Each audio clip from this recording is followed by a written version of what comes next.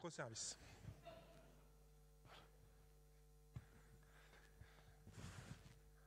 Et ce qui est génial, en fait, c'est que quand on fait du microservice, on a en plus de la merde entre les petits cacas. Parce qu'on s'achète, en fait, mais c'est tout le sujet, on s'achète une catégorie de problèmes qu'on n'avait pas avant. C'est dommage. Et pourquoi, en fait, on obtient ça? C'est ce que je disais avant, en fait, les causes produisent les mêmes effets, et dans les architectures microservices, ce qui est très très intéressant, c'est en fait cette loi de Conway. La loi de Conway, elle dit ça.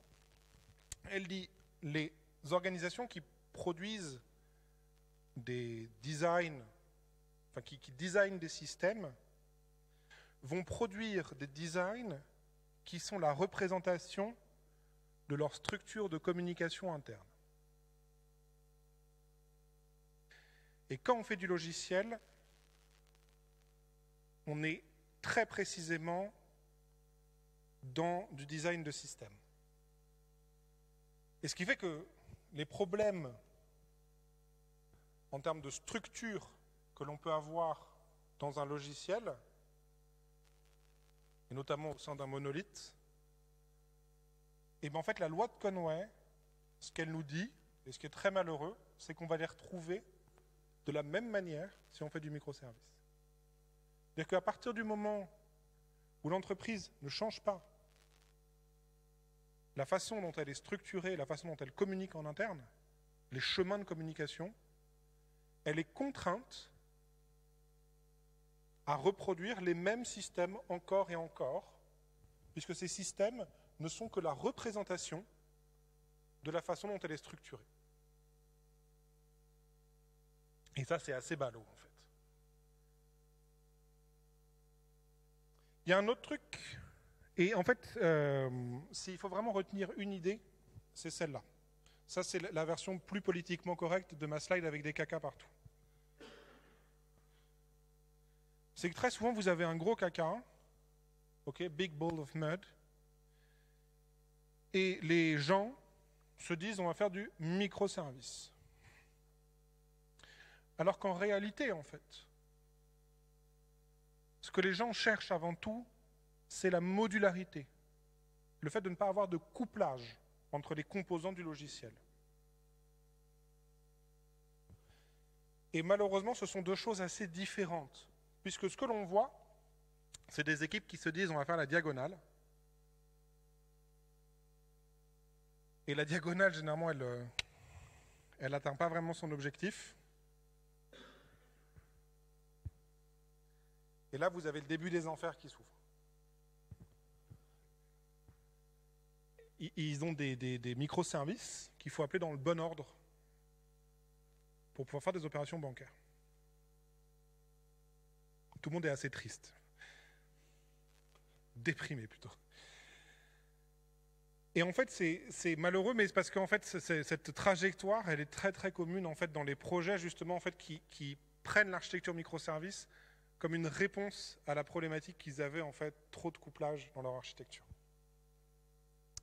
Ce qui fait qu'en fait, généralement, ce que je vais conseiller, c'est d'abord de monter sur l'axe pour aller chercher comment est-ce qu'on découple un logiciel. Et ensuite, si nécessaire, et là vous avez le mot-clé, number of deployment unit, si on en a besoin pour le déploiement, alors on va basculer vers de l'architecture microservice. Mais on évite en fait de faire les deux en même temps. Parce que tout simplement, faire du microservice, ça vous achète une quantité de problèmes que dans la plupart des cas, et surtout quand on démarre un projet, on n'a pas du tout envie de gérer et qui pourtant peuvent vous détruire un logiciel. Comme je disais, le problème, ça n'a jamais été le monolithe, ça a été le fait d'avoir des modèles couplés ensemble. Et en fait, très souvent, il ne faudrait pas appeler ça un monolithe, il faudrait appeler ça un plat de spaghetti, parce que c'est réellement ce que c'est. Et finalement, ce que cherchent les équipes, c'est juste faire du logiciel correctement. Ne pas avoir de couplage dans son logiciel, ça s'appelle juste respecter les règles d'architecture de base quand on fait du logiciel. Bon, j'ai déjà présenté cet exemple avant, donc je vais passer assez rapidement dessus. L'idée, c'est de dire que ce n'est pas le même produit. Il y a énormément de systèmes où malheureusement ça l'a été. Et donc on se retrouve avec cette situation où dès qu'on tire sur un truc, il y a tout qui s'effondre partout. Et ça, malheureusement, la solution, ça n'a jamais été de faire du microservice. Et pourquoi, en fait, le microservice n'est vraiment pas une solution dans ce genre de cas-là?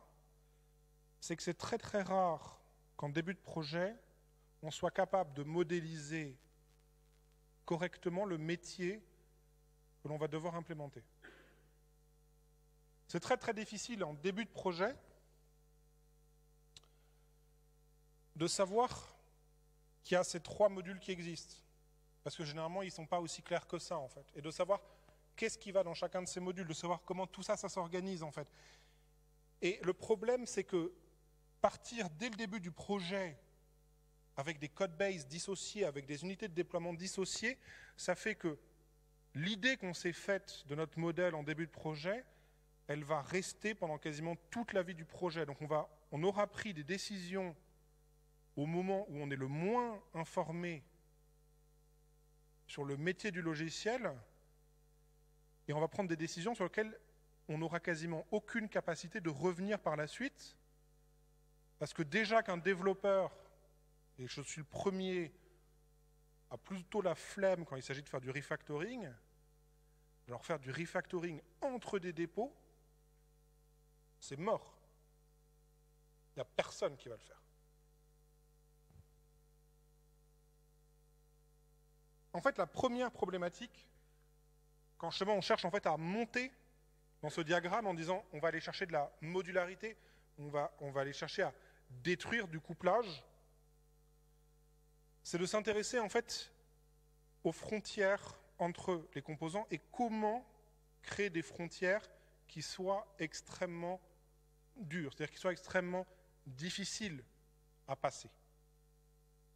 Parce que quelque part, en fait, ce que l'on va rechercher quand on parle de microservices, c'est un peu cette idée, c'est de dire, ok, j'ai des frontières dans mon logiciel, et vu qu'en plus, il y a du réseau, réussir à passer ces frontières, c'est vraiment chaud, quoi. Le truc, c'est qu'au niveau logiciel, on peut aussi avoir ce type de pratique. Alors là, l'exemple est en PHP, parce que c'est tiré d'une autre presse que j'avais fait avec des exemples en PHP, mais ça marche en Java, en C#, enfin, voilà.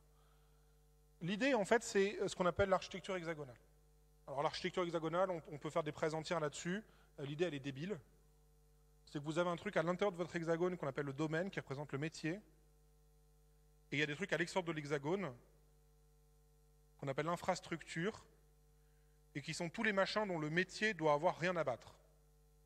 Et là-dedans, vous avez vos systèmes de messaging, vous avez vos bases de données, vous avez vos systèmes de cache, vous avez tout ça, en fait. Et l'idée, en fait, c'est que le domaine va exprimer des capacités via une interface. Il va dire, moi, je veux que je peux faire ça. Et on va effectivement avoir des contrats, et c'est à ça que sont censés servir les interfaces, qui vont dire, ok, le métier, il va pouvoir faire ça. Et ensuite, vous avez des implémentations concrètes qui sont construites, qui répondent à cette interface dans un package à part et qui vont être adaptées en fonction de la technologie sous-jacente. Et ce qui se passe, en fait, c'est que très souvent, on va utiliser de l'injection de dépendance pour que, au boot time, je peux injecter l'implémentation concrète qui m'intéresse dans le projet. Donc ça a plein d'avantages. Le métier, il ne connaît pas la technologie sous-jacente. Donc changer de base de données chez nous, allez, si on a envie de se faire peur, c'est une journée de taf pour changer le moteur. Et quand je dis changer le moteur, c'est pas on passe de Postgre à MySQL, c'est on jette Postgre, on met un Redis à la place. Parce qu'en fait, notre métier, dans pas mal de cas, il a demandé des capacités au moteur de persistance qui ne sont pas folles. Et de l'autre côté, je peux avoir des implémentations qui sont en plus extrêmement diverses en fonction de mes contextes de déploiement et puis aussi pour mes tests. Quand les gens me disent on ne peut pas faire de TDD, ouais, TDD, sincèrement, dans la vraie vie, c'est pas possible. Oui, si vous avez couplé, comme des bourrins, vos couches d'infrastructure à votre code, c'est pas possible. Ou vous avez des tests qui mettent 4 heures à s'exécuter et tout le monde a envie de se tirer les balles. Mais à partir du moment où vous avez découplé totalement, en fait, l'infrastructure des capacités réclamées par le métier, c'est assez facile, en fait, de créer des fakes, voire de moquer totalement ce qui se passe, etc. Et de vraiment pas se prendre la tête. Et ça fait que derrière, la collaboration se passe extrêmement bien, puisqu'il y a vraiment cette distinction extrêmement forte qui est faite entre ce que le métier a besoin en termes de capacité et comment cette capacité est réalisée derrière. Donc si jamais c'est quelque chose qui vous intéresse, il y a des préses entières sur ce sujet, vous pouvez aller voir, qui vous expliciteront peut-être plus dans le détail au niveau du code, comment ça se construit, mais il ne faut vraiment pas le voir comme un truc très très compliqué, hein. C'est que là par exemple c'est des command handlers qui vont s'en charger, donc le command handler il va donner dans son constructeur je veux telle interface, et puis au bout de time on dit à l'injecteur de dépendance tiens au fait telle interface tu me la bind avec cette classe et c'est fini quoi. Et le deuxième élément, j'ai pas utilisé les bonnes couleurs pour ce vidéo proche. Le deuxième élément, en fait, quand on réfléchit en fait, aux frontières, c'est que ce soit entre deux services, que ce soit avec des services externes, que ce soit...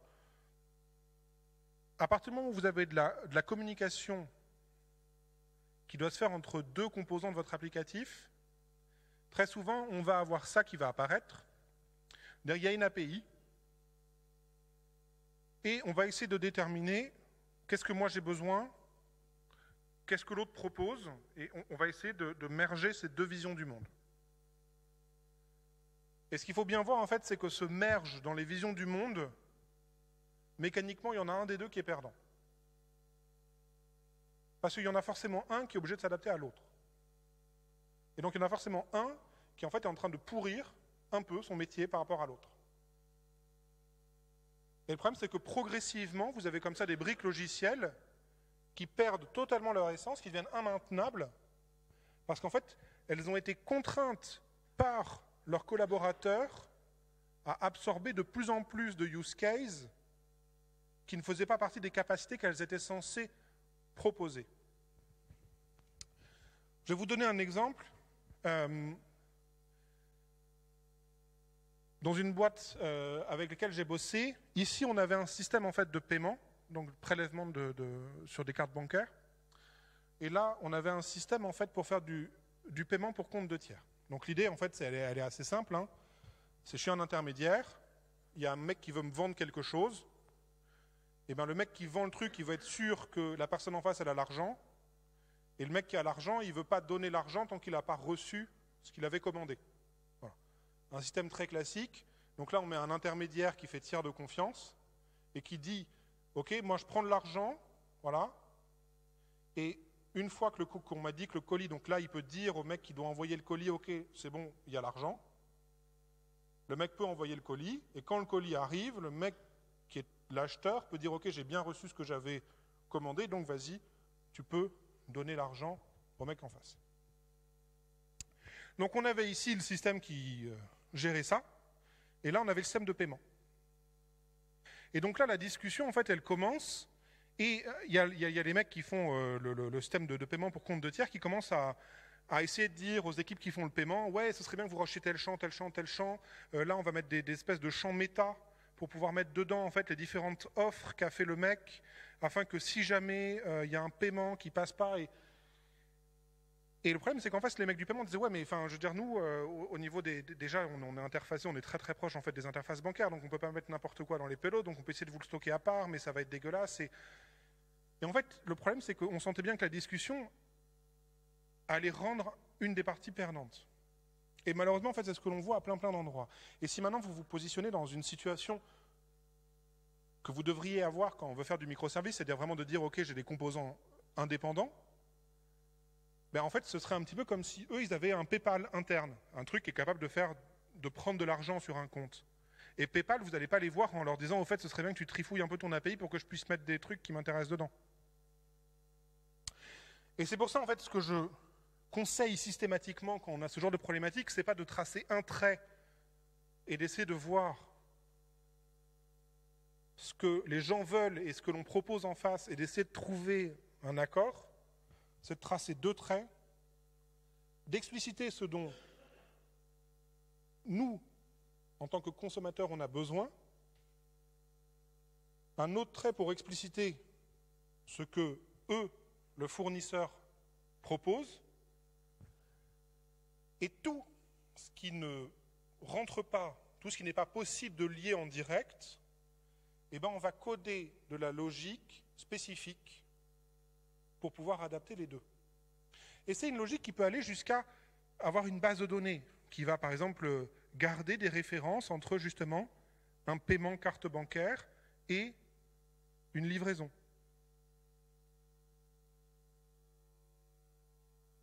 Il y avait... Ah non, ok. Et c'est vraiment en fait ça qu'il faut retenir là-dessus, c'est qu'il ne faut pas hésiter à construire ces systèmes intermédiaires. Et plus particulièrement, j'en parlais juste avant, quand on parle effectivement de système legacy, quand vous avez en fournisseur un système legacy, par pitié, ne vous y connectez surtout pas en direct, parce que vous êtes en train d'importer des contraintes qui viennent du legacy dans votre nouveau système. Et c'est là, justement, où construire ce système intermédiaire va vous sauver la vie et va empêcher, en fait, que le système se fasse pourrir par l'existant. Et c'est pour ça, en fait, que ces blocs intermédiaires, c'est ce qu'on appelle des anti-corruption layers, en fait. Ils empêchent, en fait, que le métier se fasse corrompre, que ce soit d'un côté ou de l'autre. Ça, c'est un premier point. Donc, à partir du moment où vous designez déjà vos intégrations de cette manière, qu'en plus vous utilisez les principes de l'architecture hexagonale pour bien dissocier contrat d'implémentation, généralement, nous, ce que l'on va rajouter par-dessus, c'est ce genre de choses. Donc, ici, c'est comment est-ce que l'on fait coexister plusieurs services ou composants au sein d'une même JVM. On ne les déploie pas de manière monolithique. Généralement, en fait, on va utiliser un système d'injection de dépendance qui est capable effectivement de faire de l'injection hiérarchique. Donc, par exemple, Juice est extrêmement bon là-dedans, puisqu'on va pouvoir définir des injecteurs parents et des injecteurs enfants. L'idée, en fait, va être d'utiliser un injecteur root pour y injecter tous les systèmes qui vont être partagés entre les différents applicatifs. Donc typiquement, s'il y a des connexions à des pools, à des clusters Redis, s'il y a des opérations spécifiques sur le file system, s'il y a des drivers réseau qui doivent être montés, etc., ils sont montés globalement pour tous les applicatifs, histoire d'éviter d'avoir à recréer des pools de connexion ou des pools de threads pour chaque application. Donc on va avoir effectivement ce premier niveau qui va recevoir, dans le contexte d'injection, tous ces éléments. Et ensuite, en fait, ce qui va être très important, c'est que les collaborateurs, qui sont donc là colocalisés, vont exposer en fait ce que l'on appelle une façade, donc du design pattern façade, qui va tout simplement en fait être une classe qui permet de collaborer avec l'autre service. Et cette façade, on va l'injecter via le système d'injection de dépendance dans le service et dans les différents services qui vont démarrer. Et en fait, c'est ça qui nous permet, le jour où on en a besoin, de débrancher totalement un des services et de remplacer en fait ce qu'il y a derrière la façade, non pas par le service en tant que tel, mais par un mécanisme qui est capable justement de gérer des requêtes HTTP, de gérer des communications via Kafka, et qui est capable effectivement de commencer à distribuer ce qui se passe au niveau des applications. Et c'est quelque chose en fait qu'on garde au premier niveau, puisque en fait tout ça, ça apparaît dans le main, hein, en gros, puisqu'en fait ça nous permet en plus quand on ouvre un projet de immédiatement voir les collaborateurs.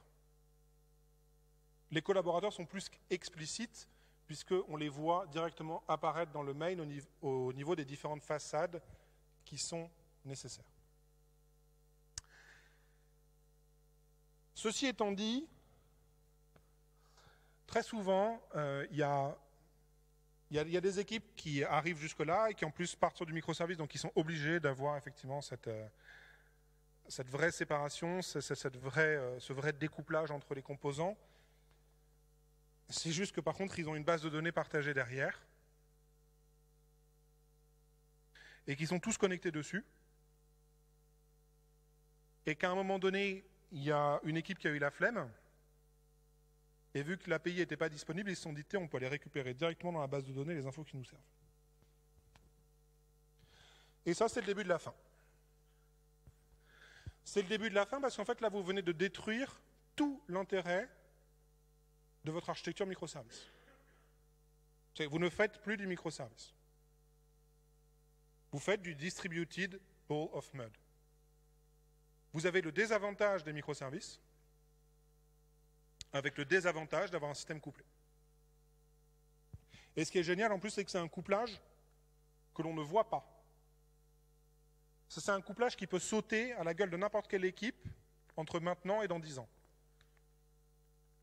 Le jour où il y a une équipe qui vient, en toute bonne foi, taper dans des endroits partagés au niveau de la base de données et que ça pète l'applicatif d'à côté.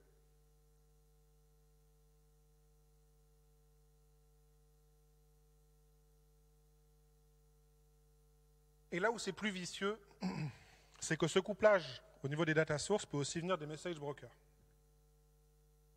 Parce qu'en fait, les message brokers sont aussi des sources de données. Et il y a cette citation qui vient justement d'un... Oui, il est archi à la ASG d'ailleurs. On a passé des années à se battre contre l'utilisation des bases de données comme des systèmes de messaging. Et là, maintenant, on commence à devoir se battre contre l'utilisation des systèmes de messaging comme base de données.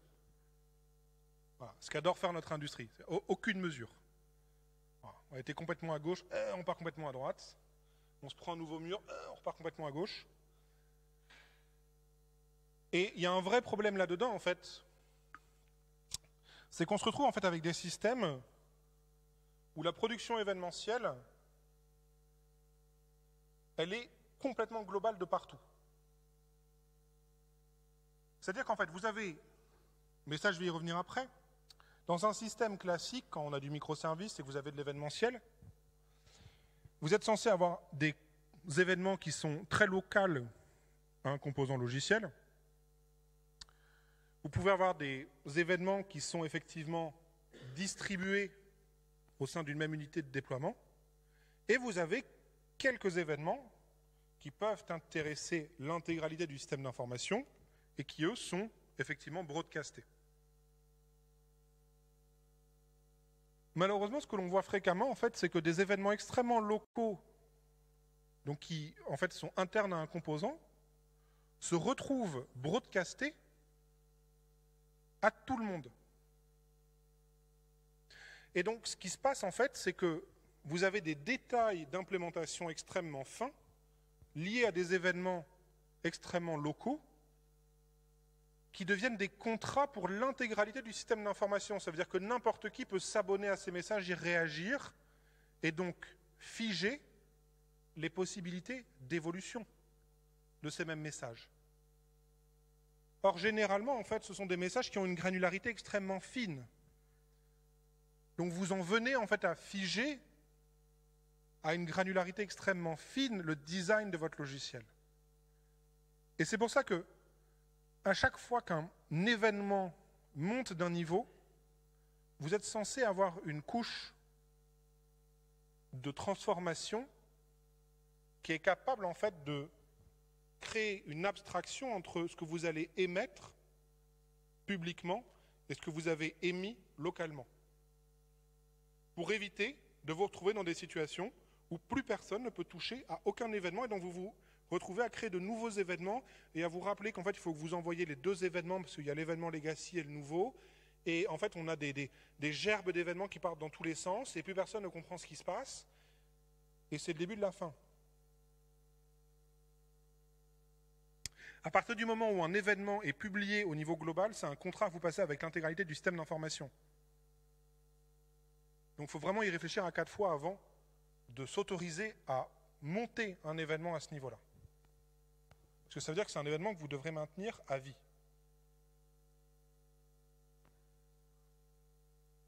Ensuite, ce type d'architecture, et que je ne vais pas appeler des architectures à microservices, mais simplement des architectures découplées, modulaires, puisque tout ça, ça peut être colocalisé dans la même JVM, permettent effectivement de nouveaux modèles au niveau des processus. Et là-dessus, en fait, il y a 2 questions que je trouve qu'il est très très intéressant de se poser quand on arrive sur ces questions de processus. C'est est-ce que l'on est effectivement sur des process métiers qui sont plutôt event-driven ou command-driven? Est-ce que, en fait, mon métier,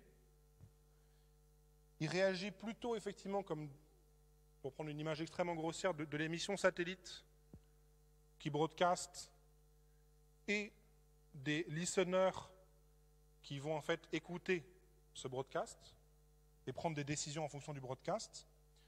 Ou est-ce que vous êtes plutôt sur un système plus classique où vous avez un message qui part de A avec une adresse pour arriver à B? En gros, est-ce que vous avez des agents ou des acteurs? Est-ce que c'est adressable ou non adressable?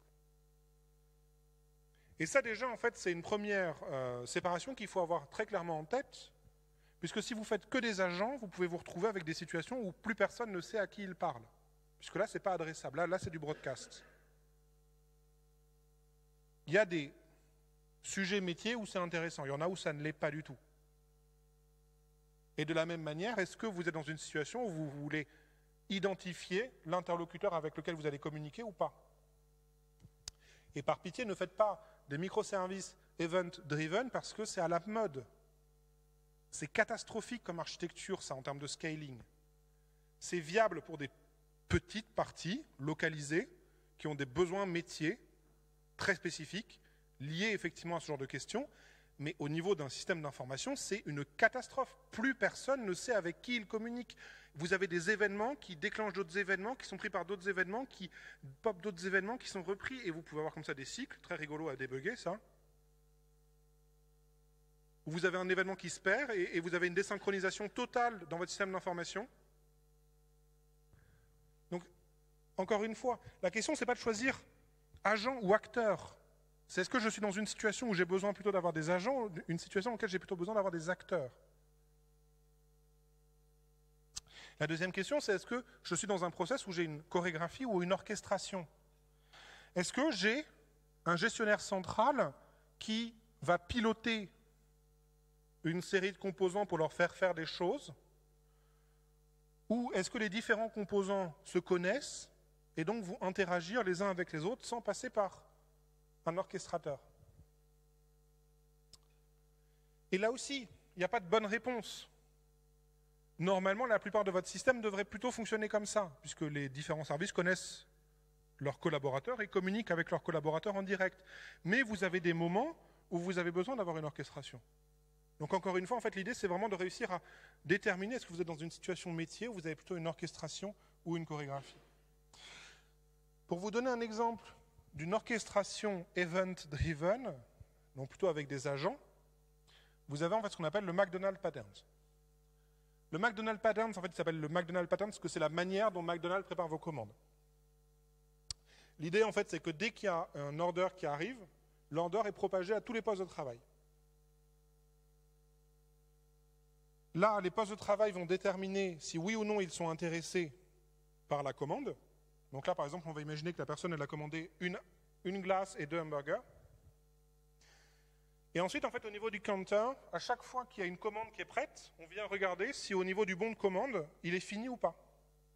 Donc là, les glaces sont prêtes, mais malheureusement, le bon de commande n'est pas terminé.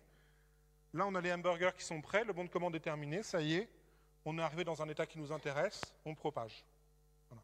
Donc voilà, c'est pour vous montrer en fait ce que permettent ce genre de...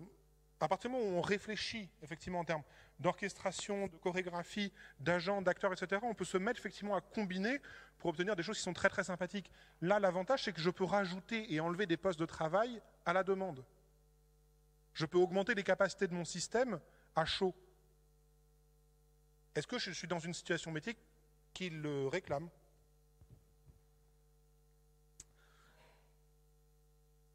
Donc là, on est monté.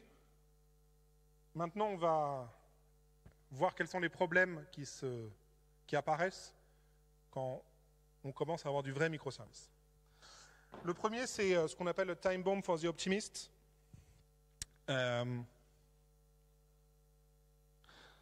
C'est ça, c'est les remote dependencies. Quand vous faites du microservice, vous finissez très très fréquemment par avoir un truc où vous avez un service qui dépend d'autres services, et le problème c'est que si un de ces services pète, ben vous avez tous les services intermédiaires qui pètent, et vous tombez avec. Donc potentiellement, vous êtes dans une situation où vous avez 99% de vos systèmes qui sont up, mais le client final, chez lui, c'est vautré. Et c'est là où arrivent toutes les problématiques liées à la fault tolérance. Premier truc, le rate limiter. Ça, c'est un machin super rigolo. Vous avez un truc qui est tombé, donc vous avez des requêtes qui s'empilent, le machin revient à la vie, donc là, vous lui renvoyez toutes les requêtes que vous n'avez pas pu lui envoyer, donc il retombe. Donc vous recommencez à empiler des requêtes, il revient à la vie, vous lui revomissez les requêtes dessus, et vous avez un système qui n'arrive jamais à se remettre debout. Et bien sûr, ce qui est très rigolo, c'est que ça arrive quand vous êtes sous forte charge. Donc en fait, vous avez du succès, donc vous avez de nouveaux problèmes qui apparaissent, et vous vous retrouvez avec des systèmes qui n'arrivent plus à se mettre up, alors que vous avez plein de monde qui en ont besoin. Du retry automatique avec de l'exponential backoff, donc j'attends de plus en plus longtemps entre deux essais, justement, encore une fois, pour éviter de saturer les liens réseau, pour éviter de saturer tout ça, en fait. Parce que par défaut, la plupart des librairies que vous utilisez, elles sont assez bêtes, c'est-à-dire qu'elles essayent comme des bœufs jusqu'à y arriver. Faire du response caching pour que, notamment, si jamais il y a un problème, vous avez de la donnée qui n'est pas forcément à jour, vous pouvez fournir à la place. Le bulkhead pattern aussi, ça c'est très rigolo. Ça c'est quand vous avez justement un service qui est en face qui est tombé, et vous commencez donc, vous lancez des requêtes qui sont en stall. Donc en fait, vous cramez tout votre thread pool en thread d'IO, qui en fait sont toutes bloquées parce qu'elles attendent une réponse qui n'arrive jamais. Et donc vous avez en fait votre applicatif qui va tomber parce qu'il n'a plus de thread dispo. Voilà, plein d'erreurs complètement à la con, mais qu'il faut prendre en compte en fait quand on fait justement de l'informatique distribuée. Les circuits de breaker, des load balancers côté client, parce que potentiellement vous avez un load balancer qui peut aussi tomber. Voilà, c'est bête, mais à partir du moment où vous dépendez d'un système externe, c'est pas bon. Nous, nos load balancers sont intégrés dans nos clients, y compris web. Et tout ça, on voit bien que ça rajoute quand même une complexité obligatoire qui est assez monumentale en fait. Donc heureusement, vous avez deux librairies, notamment dans le monde Java. Donc moi, je vous conseille Resilience4j, qui est assez légère et qui fait très très bien tout ça. Mais vous voyez, c'est pour ça en fait qu'on crée vraiment des modules à part à partir du moment où on a de la communication avec de l'extérieur, parce que il faut pouvoir gérer tous ces cas-là. Parce que si vous ne les gérez pas, vous allez avoir mais Armageddon. Enfin, moi j'ai déjà vu des systèmes comme ça où il n'y avait pas de fault tolérance tomber, et c'est infernal. C'est-à-dire que vous voyez tous les indicateurs qui passent au rouge progressivement, et là vous avez Kubernetes qui commence à dire ok, je vais tuer les machines, elles redémarrent, mais elles se saturent les unes les autres, donc, et ça devient la bérésina. La solution dans ce cas-là, ça a été de tuer tout le cluster, de le détruire pour le reconstruire.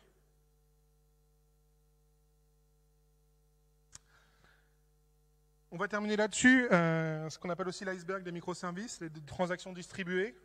J'ai une transaction et puis il y a un moment donné où ça pète. Super, on a débité la carte bancaire du mec et on ne lui a pas livré ce qu'il avait besoin. Là, vous avez un client assez énervé. Pour ça, parce que je crois que là, il me reste plus beaucoup de minutes, c'est ça? 1 minute, voilà. Donc en 1 minute, 10 slides. En gros, le pattern Saga, j'envoie des transactions, j'attends des acknowledgements qui sont asynchrones. Quand je les ai tous reçus, c'est OK. Ce qui se passe, c'est que si jamais j'ai un acknowledgement qui se renvoie en fault, j'ai la possibilité d'envoyer aux autres services des opérations de compensation qui vont donc par exemple annuler l'action que j'avais faite précédemment. Et ce n'est pas des transactions parce que c'est vraiment des opérations de compensation. C'est que là, vous allez voir la compagnie d'hôtel et tu lui dis non, tu détruis ma réservation que je viens de faire. C'est pas au fait, tiens, et je te la confirme plus tard. Voilà. Et on appelle ça une opération de compensation parce qu'on n'a pas toujours la possibilité de faire un vrai reverse. Une des opérations de compensation les plus connues, c'est que si jamais, souvent là, c'est comme ça que fonctionnent des sites comme hotel.com, booking.com, etc. Et il se peut qu'ils n'arrivent pas à réserver l'hôtel qu'ils vous ont promis. Vous allez recevoir un mail qui vous dit j'ai pas réussi en fait. C'est parce que en vrai, sur le moment, il n'a pas réellement réservé. Il le fait en même temps plus tard. Et donc l'opération de compensation, dans ce cas-là, c'est un mail. C'est envoyer un mail à l'utilisateur pour lui dire j'ai pas réussi. Désolé, voilà un coupon de 10%. Vous avez des systèmes, ce qu'on appelle en two-phase commit. Alors déjà, l'idée de l'idempotence, c'est que vous pouvez continuer à renvoyer le même événement encore et encore et encore et encore. Par exemple, vous avez une transaction bancaire, il y a un identifiant de transaction. Si le système bancaire a déjà vu l'identifiant de transaction, il ne la traite plus. Et donc sur les systèmes qui est tombé en rade, vous pouvez comme ça continuer à essayer d'envoyer la même transaction jusqu'à qu'ils vous disent « Ok, c'est bon ». Très pratique ça pour ne pas avoir besoin de coltiner de la logique. On réessaye comme des bourrins jusqu'à ce que ça passe. Two-phase commit. J'envoie un pré-commit à tout le monde, avec les données, etc. J'attends que tout le monde m'ait dit « Ok, on est prêt, on va y aller ». Et là, je dis à tout le monde « Ok, c'est parti ».